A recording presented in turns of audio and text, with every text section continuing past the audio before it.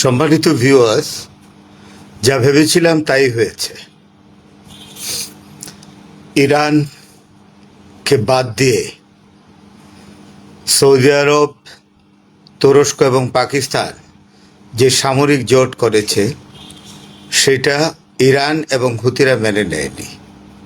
শুধু তাই নয়, হিজবুল্লাহ এবং হামাসও এই চুক্তি গ্রহণযোগ্য বলে মনে করেনি।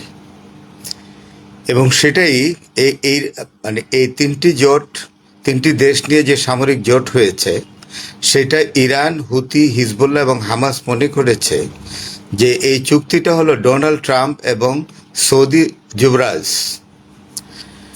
মোহাম্মদ বিন সালমানের ষড়যন্ত্রের ফসল। আজকে এই চুক্তি এতক্ষণে বোধহয় সৌদি আরবের জেদ্দায় এই চুক্তি স্বাক্ষরিত হয়ে গেছে, কিন্তু এই চুক্তির প্রতিবাদ করেছে প্রথমেই হুতিরা আজ 7 আগস্ট সৌদি আরবের দক্ষিণ অঞ্চল নাজরানে আক্রমণ করেছে এবং সেটা তীব্র আক্রমণ ছিল, এতে কোনো সন্দেহ নেই। ড্রোন এবং মিসাইল দিয়ে আক্রমণ পরিচালনা করেছে হুতি সৌদি আরবের ভেতরে নাজরান অঞ্চলে।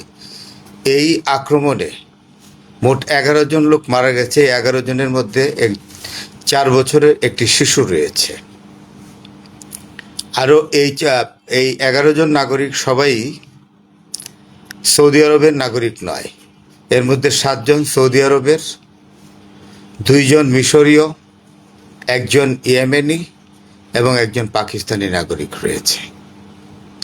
সুতরাং পরিষ্কার হয়ে গেছে আমি যেটা ভেবেছিলাম যে এইটা আসলেই তুরস্ক, পাকিস্তান এবং সৌদি আরব এই যে সামরিক অ্যালায়েন্স করেছে এটা কখনোই ইরান এবং হুতিরা মেনে নেবে না। ইরানকে ছাড়া এই ধরনের অ্যালায়েন্স, মিলিটারি অ্যালায়েন্স কীভাবে হয়? আঞ্চলিক বিবেচনায়ও ইরানকে বাদ দেওয়া যায় না।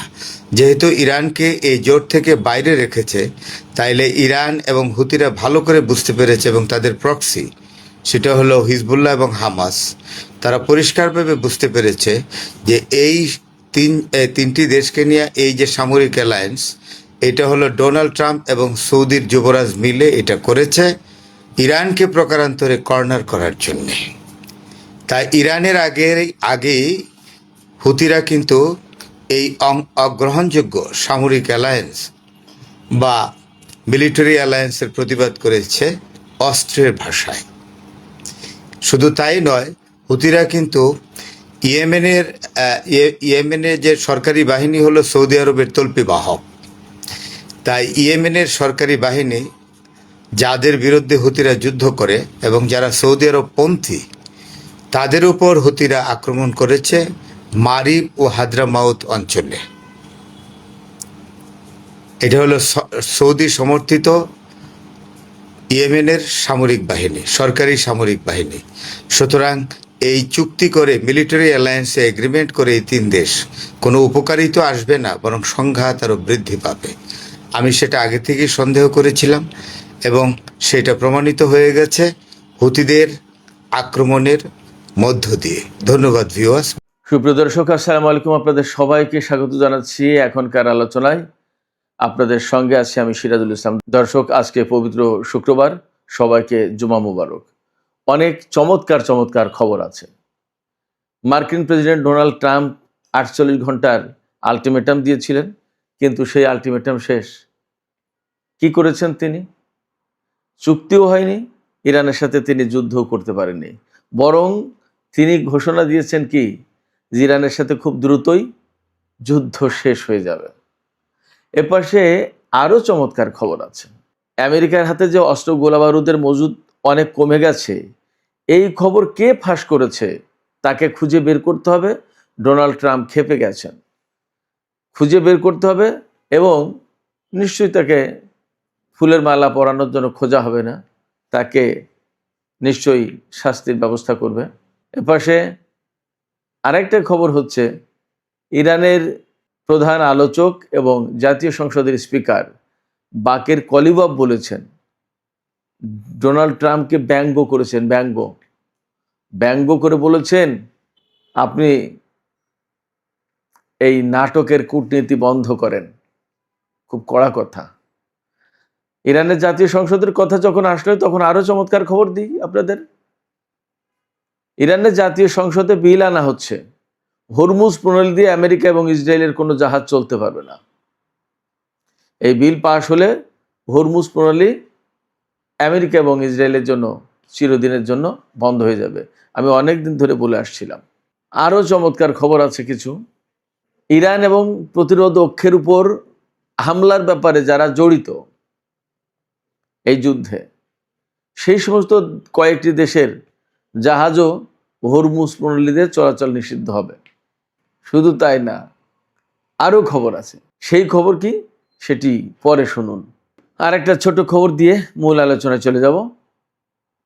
সেটা হচ্ছে ইরানের হামলায় অন্তত 700 মার্কিন সেনা আহত হয়েছে, তা তো আমেরিকায় স্বীকার করেছে, পেন্টাগন তথ্য দিয়েছে।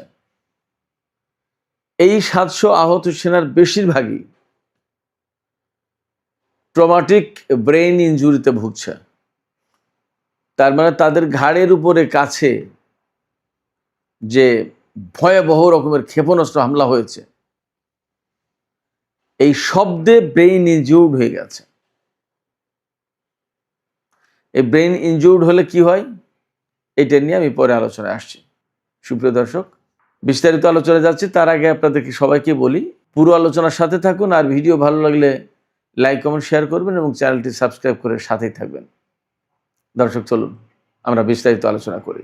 প্রথমে কি বলেছিলাম যে 48 ঘন্টার হুমকি দিয়েছিলেন, আলটিমেটাম দিয়েছিলেন গত পরশুদিন ডোনাল্ড ট্রাম্প, যে এই 48 ঘন্টার ভেতরে ইরানকে চুক্তিতে আসতে হবে, আর তা না হলে তার উপরে ভয়াবহ হামলা হবে। দ্বিতীয় বিশ্বযুদ্ধের পরে এত বড় হামলা হয়নি, এইরকম হামলা করবেন। তিনি বাংলাদেশ টাইম গতকালকে বলেছেন, তার মানে আমেরিকান টাইম আজকে, অর্থাৎ 7ই আগস্ট, তিনি বলেছেন যে ইরান যুদ্ধ খুব দ্রুতই শেষ হবে আশা করি। এবং তিনি আশা প্রকাশ করেছেন যে ইরানের কাছে খুব বেশি অস্ত্র নেই, তারা খুব বেশি দূর এই যুদ্ধ টেনে নিয়ে যেতে পারবে না। অদ্ভুত কথা, যেখানে অস্ত্রের অভাবে আমেরিকা অটোমেটিক একা একা ইরানের উপরে হামলা বন্ধ করতে বাধ্য হয়েছে, এবং সেই সময়ও ইরান হামলা করেছে প্রয়োজন অনুসারে, যেখানে যেখানে প্রয়োজন। জর্দানে করেছে, কুয়েতে, বাহরাইনে, বিভিন্ন জায়গায়, ইরাকে। এবং এই সমস্ত হামলা ঠেকানোর মতো অবস্থা আমেরিকার নেই, অর্থাৎ ইন্টারসেপ্টর নেই এই এলাকায়। সেই সময় ডোনাল্ড ট্রাম্প বলছেন যে ইরান বেশি দূর আর এই যুদ্ধ টেনে নিয়ে যেতে পারবে না। অথচ ইরানের পক্ষ থেকে কথা হচ্ছে, ইরানের প্রেসিডেন্ট মাসুদ পেজেশকিয়ান কয়েকদিন আগে বলেছেন যে যেভাবে যুদ্ধ চলছে, এইভাবে যুদ্ধ চললে আগামী 10 বছর ইরান একটানা যুদ্ধ করতে পারবে, তার হাতে যে অস্ত্র আছে এখন সেই অস্ত্র নিয়ে। এই তো 3-4 দিন আগে ইরানের একজন সামরিক কমান্ডার তিনি একদম সুস্পষ্ট করে বলেছেন যে আমরা এখনো যে সমস্ত অস্ত্র ব্যবহার করছি তার বেশিরভাগই 10 বছর আগে তৈরি। ভাবা যায়। সবচেয়ে বড় কথা হচ্ছে কি, ইরানের যে এত এত শত শত মিসাইল সিটি, সেই মিসাইল সিটিগুলো কি এত তাড়াতাড়ি খালি হয়ে গেছে? ইরান তো তার যে সি ড্রোন সিটি, যেটা সমুদ্রে ব্যবহার করা যে ড্রোন, ছোট ছোট বোটের যে সিটি, সেটা তো এখনো ব্যবহারই করেনি। অর্থাৎ আমেরিকার সাথে নৌযুদ্ধ ইরানের শুরু হয়নি, আর স্থলযুদ্ধ তো পরেই থাকলো। সামান্য বিমান যুদ্ধ হয়েছে, এবং এই বিমান যুদ্ধে, অর্থাৎ যে যুদ্ধটা গেল, এই যুদ্ধে ইরান খুব কমই বিমান ব্যবহার করেছে, 2-1 বার। একটু করেছে কুয়েতে আর একটু করেছে কাতারে, এখনো তো অনেক পথ বাকি। আমি যে বলি যে যুদ্ধের একটা পর্যায়ে গিয়ে যখন আমেরিকার বিমান বা ক্ষেপণাস্ত্র ভূপাতিত করার মতো অবস্থা থাকবে না, তখন বিমান দিয়ে চুরমার করে দেবে। সেই অবস্থা যদি এড়াতে চায় আমেরিকা, তাহলে মধ্যপ্রাচ্য থেকে তাদের চলে যাওয়াটা সবচেয়ে বুদ্ধিমানের কাজ, এবং সম্ভবত সেই দিকেই তারা হেঁটেছে। এটা আমি যদি সাধারণ একজন মানুষ বুঝতে পারি, তাহলে আমেরিকার যারা সমর বিশেষজ্ঞ, যুদ্ধের কৌশল নির্ধারণ করে, যুদ্ধ পরিচালনা করে, এই ব্যাপারে বিশেষজ্ঞ, তারা বোঝে না? নিশ্চয়ই বোঝে, এবং they are doing that, Donald Trump যতই বলুন। ফলে ডোনাল্ড ট্রাম্প এখন যেটা বলছেন যে ইরান অনেকদিন যুদ্ধ করতে পারবে না, খুব দ্রুতই আশা করি শেষ হয়ে যাবে। ডোনাল্ড ট্রাম্প এই সমস্ত কথা বলে একা একা সুখ, একা একা খুশি হতেই পারেন, সুখ পেতেই পারেন। ওই যে সেই নিতাই ঠাকুরের মতো একা একা সব কিছু, তিনিই হারেন তিনিই জেতেন, তিনিই ট্রাম্প মারেন তিনিই ওভার ট্রাম্প মারেন, সেটা তার ব্যাপার। কিন্তু বাস্তবতা তো ডোনাল্ড ট্রাম্পের কল্পনার জগতে চলে না। বাস্তবতার জগৎ ভিন্ন। বাস্তবতার জগৎ দেখছে হরমুজ প্রণালী। আমেরিকার মতো ভুবন বিখ্যাত সামরিক বাহিনী, যারা নিজেদেরকে বিশ্বের 1 নম্বর সামরিক বাহিনী বলে দাবি করছে, এখনো তাদের মুরদ হয়নি। 161 দিন পার হয়ে গেছে হরমুজ প্রণালী খোলার, মুরদ হয়নি, পারেনি। This is fact. এটাই বাস্তবতা। ইরানি সামরিক বাহিনীকে সারেন্ডার করা তো দূরের কথা, একটা সেনা ইরানের ভেতরে প্রবেশ করাতে পেরেছে আমেরিকা? পারেনি। ইরান কি বলে রেখেছে যে এখন মার্কিন সেনাদের উচিত তাদের সাথে অস্ত্র থাকার পাশাপাশি তাদের সাথে কফিন থাকতে হবে। কথাটার মানে খেয়াল করে দেখেছেন আপনারা? কত বড় মারাত্মক কথা। এই অবস্থায় ডোনাল্ড ট্রাম্প, আমেরিকা নিজেদেরকে যত যাই ভাবুক না কেন, বাস্তবতা হচ্ছে মধ্যপ্রাচ্যের চালচিত্র পাল্টে যাচ্ছে এবং ইরানের কাছে তারা প্রচণ্ডভাবে ধরা খেয়েছে। একদম সরল বাংলায়, সহজ ভাষায় বললে, ইরানকে তারা যা করতে চেয়েছিল জাস্ট উল্টা হয়েছে। পরিস্থিতি যা আসছে, আমার কাছে মনে হচ্ছে আমেরিকার সামরিক বাহিনীর জন্য এমন অবস্থা হবে মধ্যপ্রাচ্যে, ওই যে বলে না, ছেড়ে দে মাকে দে বাচ্চা, এই অবস্থা তৈরি হতে পারে। কারণ তাদের হাতে ইন্টারসেপ্টর নেই। ড্রোন ক্ষেপণাস্ত্র মোকাবেলা করবে কি দিয়ে? ইরান যখন একাধারে মারতে শুরু করবে তখন উপায় কি তাদের? এই যুদ্ধ করতে এসে আমেরিকা যা করেছে সেটা হচ্ছে এই, সারা বিশ্বে নিজের কর্তৃত্ব, প্রভাব, প্রতিপত্তি নষ্ট করেছে। মধ্যপ্রাচ্যে যাদেরকে নিরাপত্তা দিত সেই দেশগুলোকে এখন প্রচণ্ডভাবে ঝুঁকির মুখে ফেলেছে। এবং এই যুদ্ধ যেহেতু ইসরায়েলের উস্কানিতে হয়েছিল বলে পর্যবেক্ষক মহল সবাই বলে, আমেরিকার কর্মকর্তা, প্রশাসনের লোকজনও বলে, সেই কারণে ইসরায়েল মূলত তার অস্তিত্বের ঝুঁকি সৃষ্টি করেছে এই যুদ্ধ শুরু করার মধ্য দিয়ে। এইটা হলো বাস্তব কথা। যাই হোক, ডোনাল্ড ট্রাম্প যেভাবে বলছেন যে খুব দ্রুতই যুদ্ধ শেষ হয়ে যাবে, ইরান পারবে না, ইরান সারেন্ডার করবে, আসলে এটা তার সুখ কল্পনা, এটা তার সুখ স্বপ্ন। কিন্তু এই সুখ স্বপ্ন দিয়ে বাস্তব দর্শন হবে না। আরেকটা মজার খবর হচ্ছে যে ডোনাল্ড ট্রাম্প বলেছেন, স্বীকার করেছেন যে হ্যাঁ, আমেরিকার হাতে কিছু কিছু অস্ত্র কমে গেছে, তবে আমাদের হাতে এখনো এত বেশি অস্ত্র আছে, আনলিমিটেড। ভাই, আনলিমিটেড অস্ত্র দিয়ে করবোটা কি? কি হবেটা কি? ইরানের বিরুদ্ধে মারা দরকার ক্ষেপণাস্ত্র এবং বিমান থেকে, জাহাজ থেকে, ইত্যাদি ইত্যাদি। তো সেই ক্ষেপণাস্ত্র যদি শেষ হয়ে যায় তা মারবে কি দিয়ে? এবং জাহাজগুলো, ঘাঁটিগুলো রক্ষার জন্য ইন্টারসেপ্টর দরকার, ইরানের ক্ষেপণাস্ত্র এবং ড্রোন ফেরানোর জন্য। সেই ইন্টারসেপ্টর নেই, যুদ্ধ করবে কি দিয়ে? এখন খুব সোজা কথা, ইরানের উপর হামলা চালাতে হলে ইরানের ভিতর, ইরানের আকাশে বিমান পাঠাতে হবে এবং ইরানের আকাশে বিমান পাঠিয়ে বিমান থেকে বোমা ফেলতে হবে। সেগুলো হাই রিস্কি কাজ।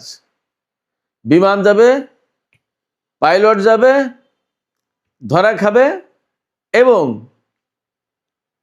আমেরিকা আজকে যে যুদ্ধের ফন্দি ফিকির করছে, সব ফন্দি ফিকির বন্ধ হয়ে যাবে। এই বোমা দিয়ে, ওই বিমান দিয়ে কাজ হবে না। এবং F-15, F-35 এই সবগুলো যে ইরান মেরে দিতে পারে, এটা পরিষ্কার প্রমাণিত। সেক্ষেত্রে আমেরিকার সামনে যুদ্ধ বন্ধ করা ছাড়া কোনো পথ আছে বলে মনে হয় না। এটাই সবচেয়ে ভালো কাজ হবে। এই যে অস্ত্র কমে যাওয়ার যে প্রসঙ্গ, মার্কিন Wall Street journal, new York Times, CNN, অনেক পত্রিকা, এক্সিওস, অনেক গণমাধ্যম খবর দিয়েছে যে আমেরিকার হাতে প্রচুর পরিমাণে অস্ত্র কমে গেছে, বিশেষ করে থার্ড ইন্টারসেপ্টর, পেট্রিয়ট ইন্টারসেপ্টর এবং আর্মি ট্যাকটিক্যাল মিসাইল আর প্রিসিশন স্ট্রাইক মিসাইল, এই 4 রকমের ক্ষেপণাস্ত্র। আমেরিকার যুদ্ধের প্রাণই তো এই 4 রকমের ক্ষেপণাস্ত্র। তাই যদি শেষ হয়ে যায় তো তাহলে যুদ্ধটা করবে কি দিয়ে? এই খবর কেন প্রকাশ করলো, কারা প্রকাশ করেছে, এই খোঁজাখুঁজি শুরু করেছে ডোনাল্ড ট্রাম্প। তদন্ত নির্দেশ দিয়েছে। এই গোপন খবর ফাঁস করলো কে? ডোনাল্ড ট্রাম্প তদন্ত নির্দেশ দিয়েছেন এবং তদন্ত করে যাদেরকে পাবেন তাদেরকে নিশ্চয়ই জামাই আদর করবেন না, ফুলের মালা দেওয়া হবে না, তাদেরকে অবশ্যই বিচারের মুখোমুখি বা শাস্তির আওতায় আনা হবে। ডোনাল্ড ট্রাম্প এই সমস্ত দাবি করছেন যে যুদ্ধ শেষ হবে, চুক্তি হয়ে যাবে। এই কয়েকদিন খুব করে বলছিলেন যে চুক্তি হয়ে যাবে, এই আজকে হয়ে যাবে, কালকে হবে, বৃহস্পতিবারের ভিতরে হবে। বাংলাদেশ টাইম গতকাল, আমেরিকান টাইম আজকে সাংবাদিকরা ডোনাল্ড ট্রাম্পকে জিজ্ঞেস করেছে যে চুক্তি হওয়ার কথা ছিল, তা তো বৃহস্পতিবার চলে যাচ্ছে, চুক্তি হলো না, কি হবে?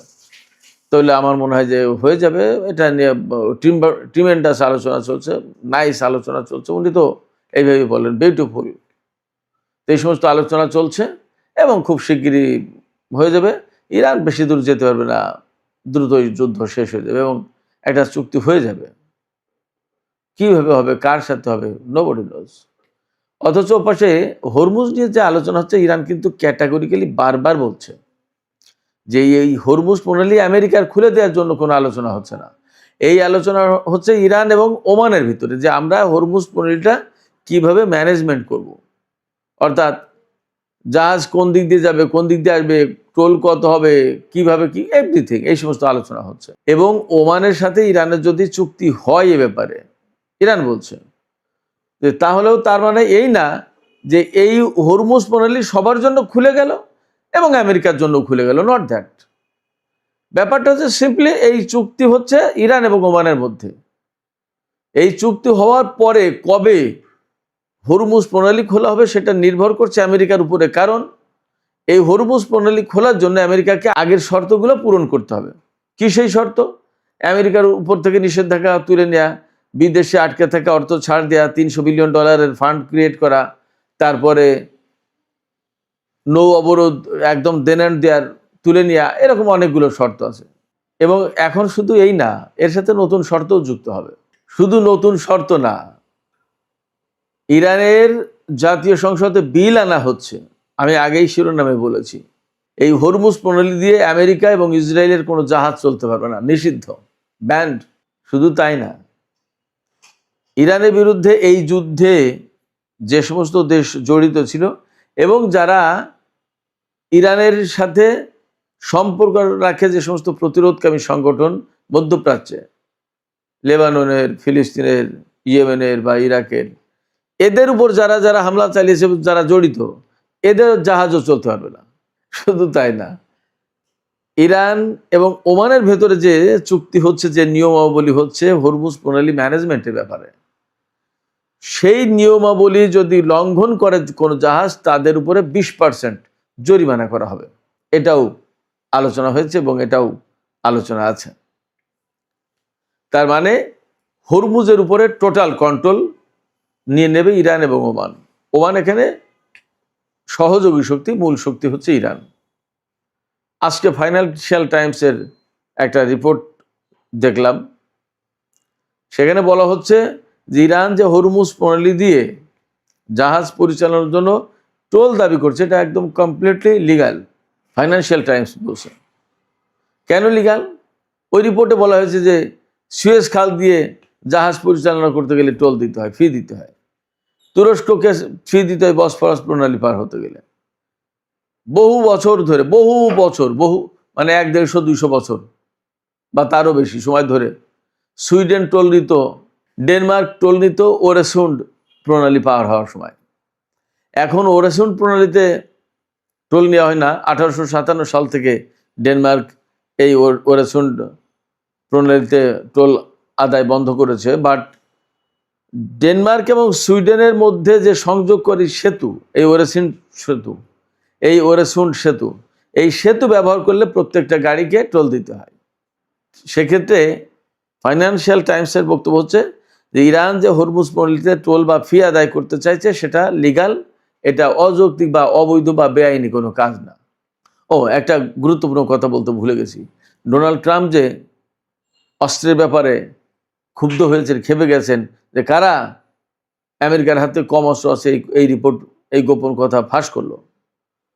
তিনি বলছেন যে এই গোপন রিপোর্ট ফাঁস করার কারণে ইরান আরো বেশি সাহসী হয়ে উঠবে, যুদ্ধ আরো বেশি দিন চালাবে এবং এটা আমেরিকার জন্য নেগেটিভ। বাস্তব কথা হচ্ছে কি, যে আপনার হাতে এখন তো অস্ত্র কমে গেছে, ইরান এই কথা জানে। ইরান তো আপনার উপর হামলা চালাতে যায়নি, প্রথম কথা। আপনারাই যুদ্ধ শুরু করেছেন। দ্বিতীয় কথা হচ্ছে, আপনার হাতে কত অস্ত্র আছে আর কত অস্ত্র নেই এই হিসেব করে তো ইরান যুদ্ধ করে না। আমার ব্যক্তিগত যে পর্যবেক্ষণ, তাতে ইরান যুদ্ধ করছে, তার উপর যুদ্ধে চাপিয়ে দেওয়া আছে, তাদেরকে প্রতিরোধ করতে হবে, ব্যাপারটাই এমন না যে ইরান আগ্রাসী শক্তি হয়ে গেছে, যে তার হাতে যুদ্ধের অস্ত্র কম আছে, এখন তাকে একদম ভালো মতো ধরে পিটিয়ে দাও, ব্যাপারটা তো তা না। বরং ইরান যা চাইছে সেটা হচ্ছে যে এই মুহূর্তে এই যুদ্ধটা যেহেতু বেআইনি ক্ষতিকর, এই যুদ্ধ বন্ধ করে তারা চলে যাক। মধ্যপ্রাচ্যে আমেরিকার উপস্থিতি থাকার প্রয়োজন নেই। এবং যুক্তি হিসেবে বলছে, আমেরিকা যেসব দেশের নিরাপত্তা দেওয়ার কথা বলতো সেই সব দেশের নিরাপত্তা তো দিতে পারেনি, তাইলে আমেরিকার থাকার লাভটা কি বা প্রয়োজনটা কি? ইরানের এই বক্তব্যকে আমেরিকা গায়ের জোরে খণ্ডন করতে পারবে, যুক্তি দিয়ে খণ্ডন করতে পারবে না, এমনটাই মনে হয়। সুপ্রিয় দর্শক, এখনকার আলোচনা এখানে শেষ করতে চাইছি। আলোচনা শেষের আগে আপনাদের কাছে জানতে চাচ্ছি আপনাদের মতামত। আপনারা কি মনে করছেন যে ইরান হরমুজ প্রণালীতে যে কন্ট্রোলটা আরোপ করতে চাইছে, এ তো অনেক বড় কন্ট্রোল, এই কন্ট্রোল কি তারা নিতে পারবে হরমুজ প্রণালীর? এই কন্ট্রোল কি তারা নিতে পারবে হরমুজ প্রণালীর? আপনাদের কি মনে হয়? আপনাদের মতামত জানিয়ে কমেন্টে লিখুন। আর ভিডিও ভালো লাগলে আবারও বলি, লাইক, কমেন্ট, শেয়ার করবেন এবং চ্যানেলটি সাবস্ক্রাইব করে সাথেই থাকবেন। দর্শক, এখনকার মতো আলোচনা এখানেই শেষ করছি। আপনারা সবাই অনেক অনেক ভালো থাকুন। আল্লাহ হাফেজ।